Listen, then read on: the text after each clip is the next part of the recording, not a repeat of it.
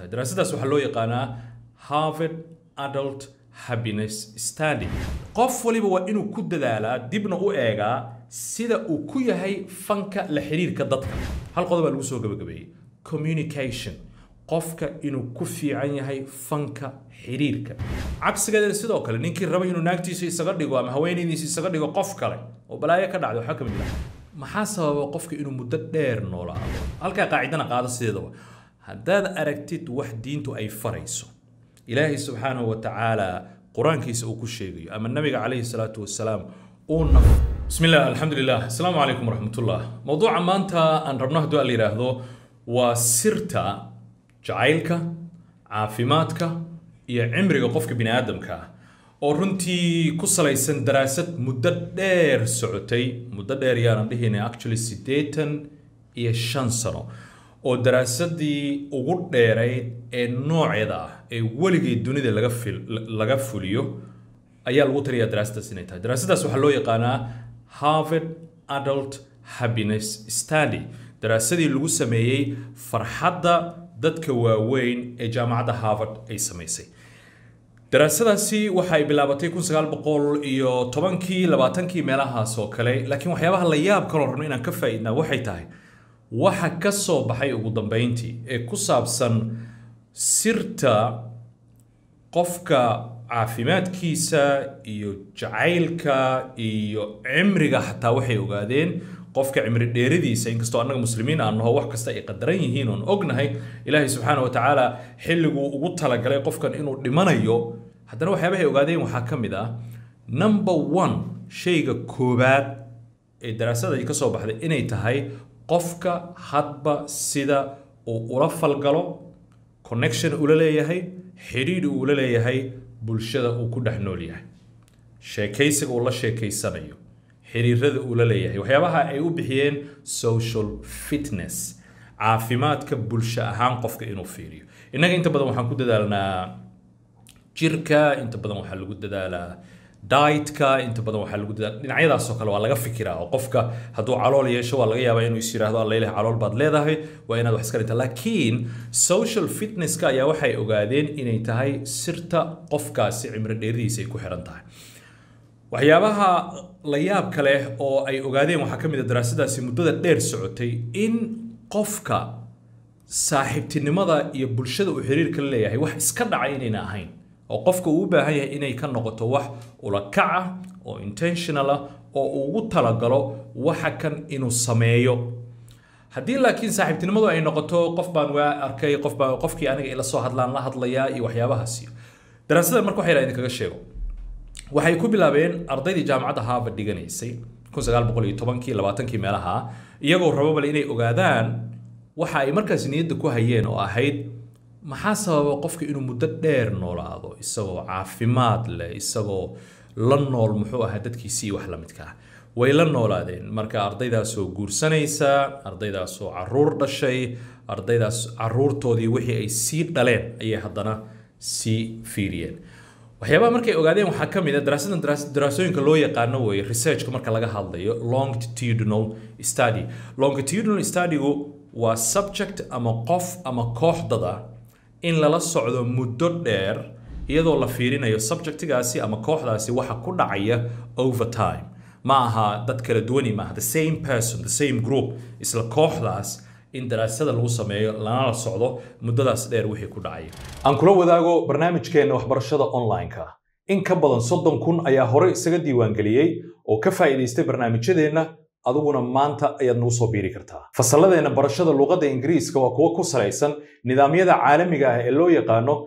CEFR iyo UNLF iyadoo xoogga la saarayo dhanka hadalka iyo qoraalka nagu soo biir maanta oo badi fursadaha aad u leedahay la shaqaynta hay'adaha caalamiga ah fasallo toos ah layliyo isla xisaabtan joogto ah dhammaan hal madal oo midaysan ku qaado goob waliba oo joogtid goor waliba qaybta hoose ka eeg xog dheeri ah oo ku saabsan barnaamijkeena waxaana inoo ballan ah gudaha insha Allah waxyaabaha marka ay ogaadeen waxa ka mid ah xiriirka bulshada qofku uu la leeyahay inuu factor weyn yahay caafimaadkiisa jacaylkiisa iyo ugu dambeynta xataa cimriga waxyaabaha ay ogaadeen waxa ka mid ah ilaa 20 sano ku dhawaad كبدن إنه نولانيو قفك حريرك بلشدي سو أدكو في عيني هاي حاصلة أما أضاقيدي للنول اسكو فرحسن أما بقرابة دي سي كل حنول أما بمحوها إيشك بلشدي سي جود لحجوغا إنه آد أغفي عنيه وأنا عمر ديرانيو قفك كله laga yaabo inuu kaligiis yahay ama bulshada dadka uu ka haysto ee aad u kooban yihiin oo group yaro gaar ah ku xiran su'aal markay isweydiin laaya waxay tahay hadii kalinimada ay mushkiladaas u leedahay waxa ku soo baxaysa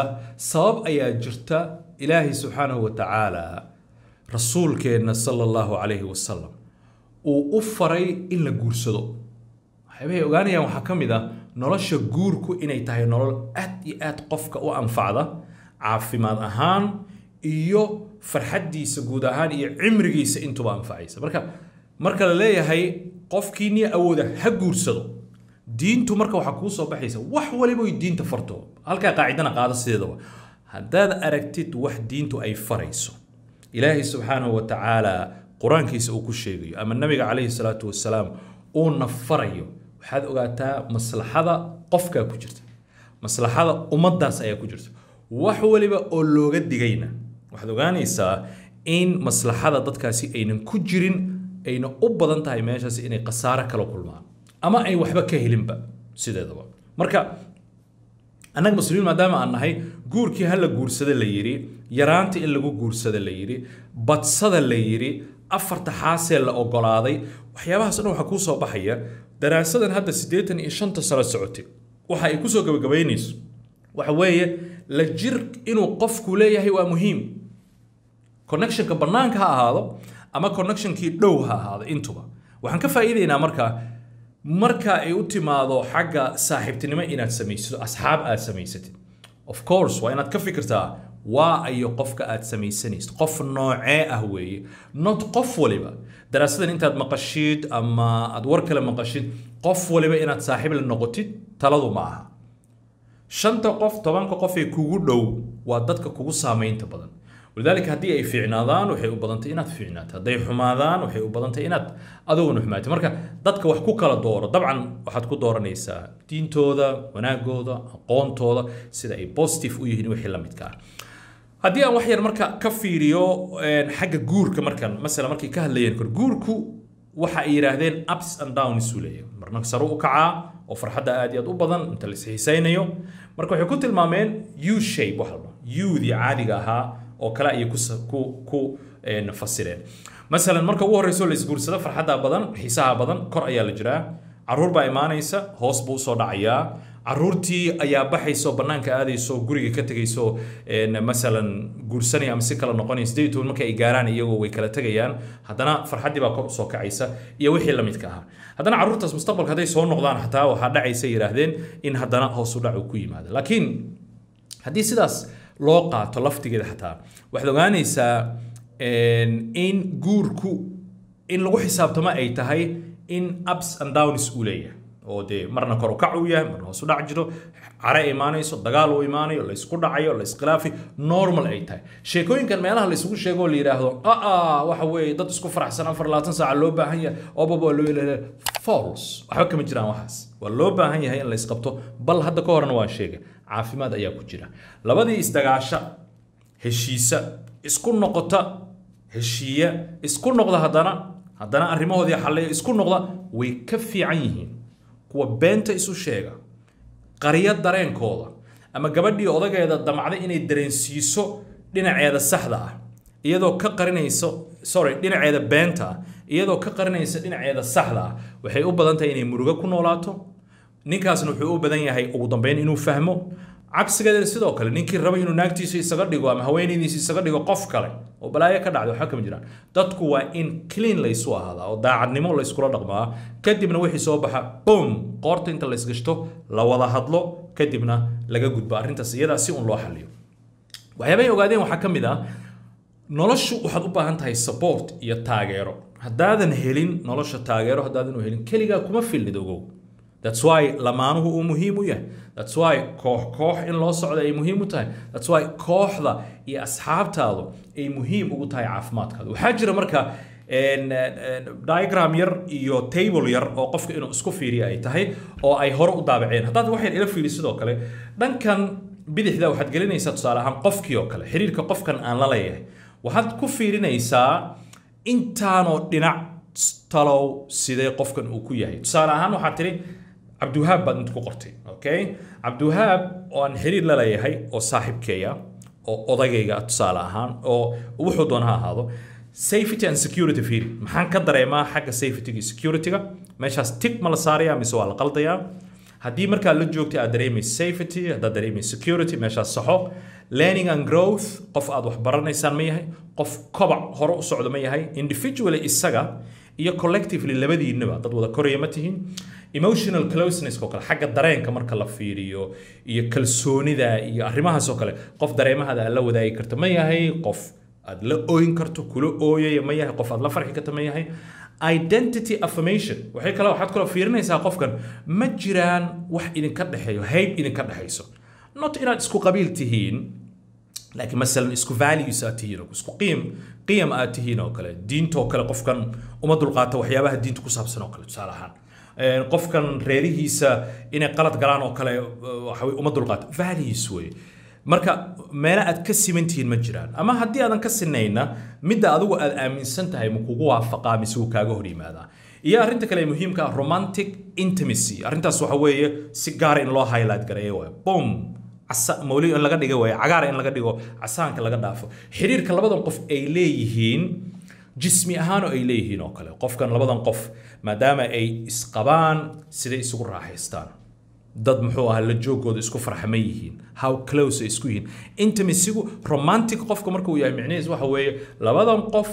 marka ay wada nool yihiin waxay u wada nool yihiin si dhammaystiran qabyo ma aha waxba hunna libaasun lakum wa antum libaasun lahunna marka la leeyahay dee shaarkan aan iska ilaalinaya haddaad tidhaahdo amaba aan wax ka qarsanayaa ma yanfacsh ma kuu soconayso marka ayadana meelaha aad ka fiirinaysid ayay la mid tahay qaybta kale fiirinaysa waxa weeye caawinaad qofkan ma ka heshaa wuxuu noqon karaa physical wuxuu noqon karaa practical wuxuu noqon yani nooc kastuu noqon karaa dareen ahaan caawinaad ma uga heshaa physically jir ahaan caawin ma uga heshaa kula qabataa shaqadaada gabadhan tusaale ahaan ninkan oo kale culaysida kugu yimaada ma kula qabtaa family uu noqon karaa waxyaabuu noqon karaa iyo ugu dambeyntu ah fun and relaxation xagga fanka iyo nasashada okay haddaad damcday inaad baashaashid nasatid break qaadatid xilliyada aad jiiftid xilliyada aad rabtid waxyaabahaas oo ma kula fahmaa qofkan ma dareensan yahay inaad u baahan tahay mararka qaarkood qosol okay waxyaabahan marka waxyaaba waaweyn oo ha u arkin fun and relaxation marka la leeyahay bil in fasax la qaato la aado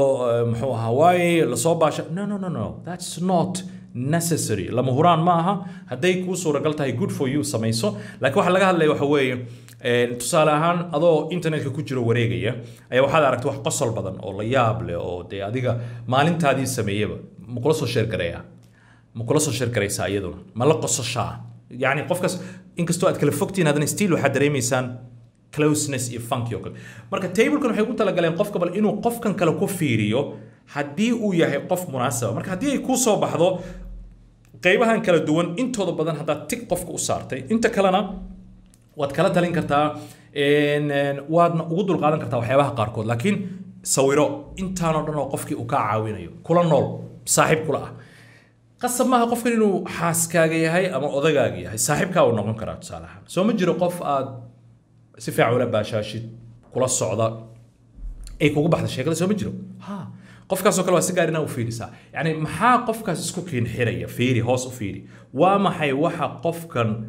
u sahlaya inuu intaas waqti kula qaato waxyaabaha aan xusuusto waxaa ka mid ah oo la yaab nin dowladdii hore ka mid ahaa oo wasiir ahaa oo saaxiibkay ahaa ayaa maalin i ballamiyey markaasaan ugu tegay xaafadda adugu 4 galabnimo meelahaas ay ahayd 4 galabnimo aan u tegay 11 habeenkii marka ay maraysay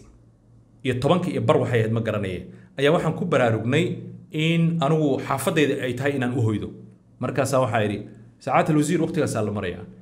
waan yaabnay markaasuu wuxuu yidhi cabdiwahaabow intaanoo saacadood qof aan la fadhin karo oo aan la sheekaysan karo hal qof baa jiruu yidhi waana hebel qofuu ii sheegay isaguna saaxiibkiis dhow inuu ahaa aan ogaa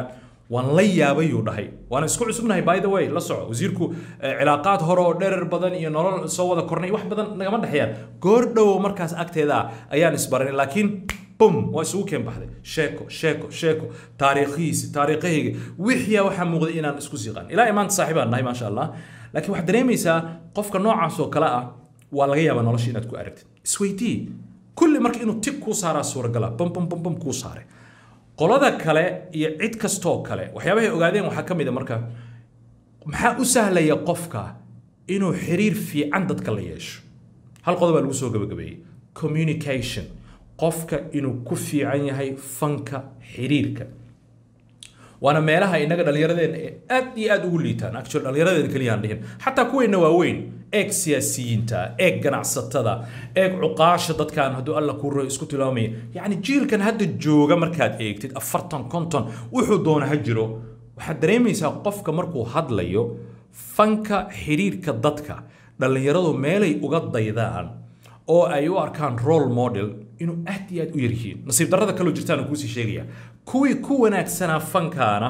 ma hadlaan oo social media ma yimaadaan oo dhalinyaradii uma helaan janis ay kula kulmaan halkaas bay joogaan oo laga yaabaa in adigu u tagtid oo ka faa'iideystid